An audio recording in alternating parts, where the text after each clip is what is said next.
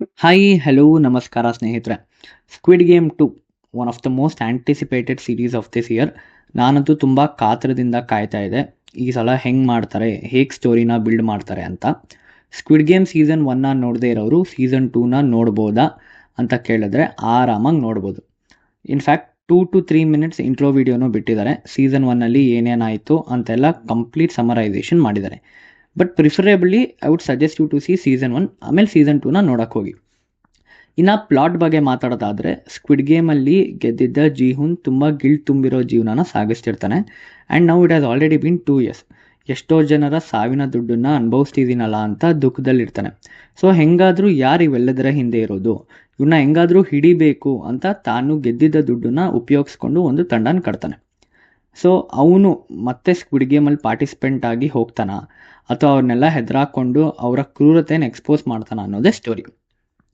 ಇನ್ನು ನನಗೇನು ಇಷ್ಟ ಆಯಿತು ಅಥವಾ ಏನು ಬೆಟರ್ ಆಗ್ಬೋದಿತ್ತು ಅಂದರೆ, firstly they have sticked on to their plot.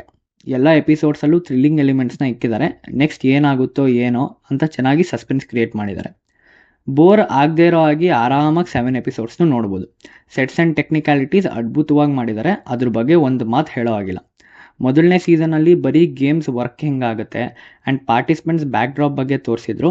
ಆದರೆ ಸೀಸನ್ 2 ಅಲ್ಲಿ ಸೋಲ್ಜರ್ಸ್ ಹಾಗೂ ವರ್ಕರ್ಸ್ ಬಗ್ಗೆ ತೋರಿಸಿ ಅವರ ದಿನಚರಿ ಹೆಂಗಿರುತ್ತೆ, ಅವ್ರ ಮಧ್ಯೆ ಏನು ಕರಪ್ಷನ್ ನಡೀತಿದೆ, ಅವರಲ್ಲೂ ಒಳ್ಳೆಯವರಿದ್ದಾರ ಅಂತೆಲ್ಲ ತೋರಿಸಿದ್ದಾರೆ. ಇನ್ನು ಏನು ಬೆಟರ್ ಆಗ್ಬೋದಿತ್ತು ಅಂತ ಕೇಳಿದ್ರೆ, ತುಂಬ ಸೀನ್ಸ್ ರೂಟೀನ್ ಅನಿಸ್ಬಿಡ್ತು. ಫಸ್ಟ್ ಸೀಸನಲ್ಲಿ ಏನಿತ್ತೋ ಅದನ್ನೇ ತೋರಿಸಿದ್ದಾರೆ. ಏನು ಹೊಸ ಪ್ಲಾಟ್ ಅಥವಾ ವಿಷಯ ಇರಲಿಲ್ಲ ಅವ್ರಿಗೆ ಹೇಳೋಕ್ಕೆ.